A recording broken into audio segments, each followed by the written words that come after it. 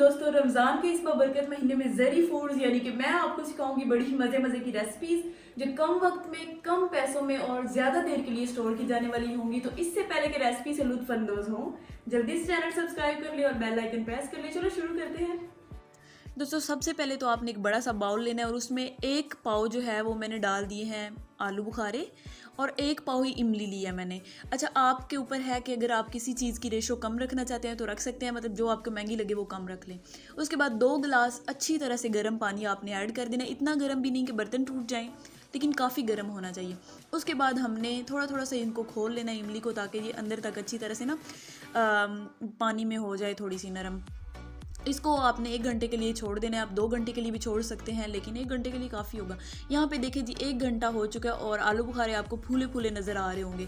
अब हमने क्या करना है कि हाथों के साथ इसको अच्छी तरह से मसलना है, ताकि इमली का पल्प भी उसमें चला जाए पानी में और आलू बुखारे की गुठलियाँ जो हैं वो अलहदा हो जाएँ और ऊपर वाला जो है ना वो अलहदा हो जाए।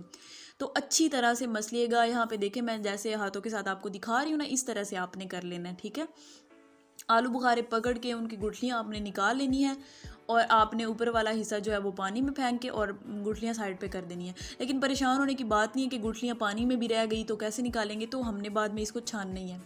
इसलिए किसी चीज़ के लिए परेशानी हो ना, लेकिन मेक श्योर यही कीजिएगा कि सारी गुठलियाँ आप निकाल ही लें। यहाँ पे देखें जी, मैं सारी निकाल चुकी हूँ। अब हमने क्या करना है कि ब्लेंडिंग जग लेना है और आलू बुखारे के जो ऊपर ऊपर वाले हिस्से हैं ना वो थोड़े से मोटे हैं, तो उनको हमने बहुत अच्छी तरह से ब्लेंड कर लेना है। तो सारा जी जग में ऐड कर लेंगे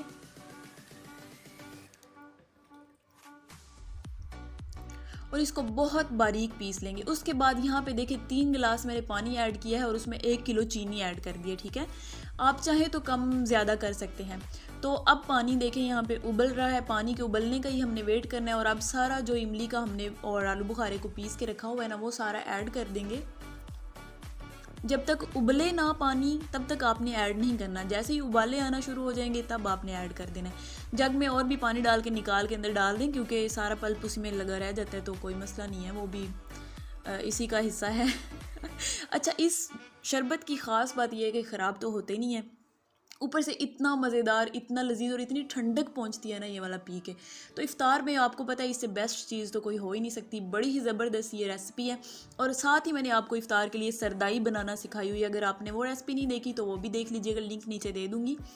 वो भी बड़ी ज़बरदस्त है, उससे भी आपकी आंखों को ठंडक पहुँचती है, आपकी नज़र कमज़ोर नहीं होती, मतलब फ़ायदे तो ढेर सारे हैं ना।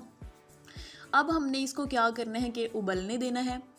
चम्मच चलाते रहिएगा वरना ये ऊपर आके ना गिर भी जाता है साइडों पे, तो इसलिए आपने इस चीज़ का ख्याल रखना है। चम्मच चलाते रहिएगा और फ्लेम अभी मैंने मीडियम टू हाई के दरमियान ही रखा हुआ है। जैसे ये ऊपर आने लगेगा तो फिर थोड़ा सा लो कर देंगे फ्लेम, देखें इस पॉइंट पे।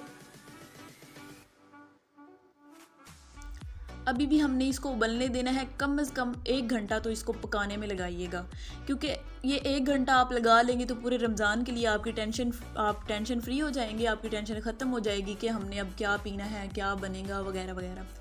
तो सारी चीज़ों की परेशानी का हल यही है कि 1 घंटा पहले लगा लिया जाए, उसके बाद फिर आराम से टेंशन फ्री होकर बस पिया जाए। तो यहाँ पे देखें जी, अभी तक ये पक रहा है, अभी इसको पकने देना है। यहाँ पे साइडों पे आपको नज़र आ रहा होगा ये कितना कम रह चुका हुआ है और कितना गाढ़ा हो चुका हुआ है। तो अभी हमने इसको और पकने देना है। मैं आपको काट काट के दिखा रही हूँ ताकि आपका टाइम भी ज़्यादा वेस्ट ना हो और आप अच्छी चीज़ कम टाइम में कम पैसों में सीख लें। अभी भी देखें इसकी सिचुएशन और थोड़ा सा कम हो चुका है, अच्छी तरह से पक चुका है। यहाँ पे देखें जी, कुछ ये वाली सिचुएशन होगी तो फिर हमने बस ये इसको उतार लेना है। अब देखिए कितना कम रह चुका है। शरबत का मतलब ये होता है कि वो अच्छे से पका हुआ होना चाहिए, ठीक है। तो यहाँ पे आप सिचुएशन इसकी देख लें, आप इसका टेक्सचर देख लें, आपको नज़र आ रहा होगा। अब इसको हमने ठंडा कर लेना है, बड़ी अच्छी तरह से ठंडा होना ज़रूरी है, वरना जिस भी बोतल में ऐड करेंगे और फिर फ्रिज में रखेंगे तो तब इसके ख़राब होने का चांस होता है। तो इसलिए पहले इसको बड़ी अच्छी तरह से आपने ठंडा कर लेना है। तो उसके बाद जी, ठंडा होने के बाद जी, इस तरह का कोई आप ले लें, क्योंकि बॉटल में इसको ऐड करना है तो उसके लिए वैसे तो नहीं जाएगा। अब हमने जितना बॉटल में आ सकता है इसको ऐड कर लेना है। इसको 1 महीने के लिए आप आराम से स्टोर कर सकते हैं और ये वाली बॉटल काफ़ी देर की यूज़ नहीं हुई तो आज हो गई है।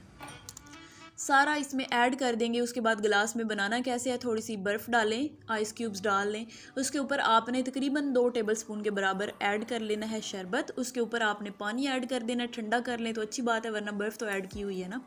तो फिर हमने इसको मिक्स कर लेना है। बड़ा ही रिफ़्रेशिंग, बड़ा ही मज़ेदार और बड़ा ही सेहत बख्श शरबत हमारा तैयार हो चुका है। इसको ज़रूर ट्राई कीजिएगा, आपके रमज़ान को, आपकी इफ्तारी को ख़ास बनाएगा और सारे दिन का जो मैदा गर्मी से अजीब सा हो जाता है ना, वो भी सारी फीलिंग्स ख़त्म हो जाएंगी, आपके मैदे को ठंडक पहुंचेगी, तो आप भी ठंडे ठंडे रहेंगे। ज़रूर रेसिपी को ट्राई कीजिएगा और चैनल सब्सक्राइब करना ना भूलिएगा, बेल आइकन भी प्रेस कर लीजिएगा ताकि सारी रेसिपीज़ के नोटिफिकेशन सबसे पहले आप तक पहुँचे और आप ढेर सारा फ़ायदा उठा सकें। उसके साथ ही आपने जल्दी से अपने प्यारों के साथ भी शेयर कर देना है। तो चलें जी, मैं मिलती हूँ नेक्स्ट वीडियो में नेक्स्ट ज़बरदस्त से आइडिया के साथ। तब तक के लिए रब रखा, अल्लाह हाफिज़।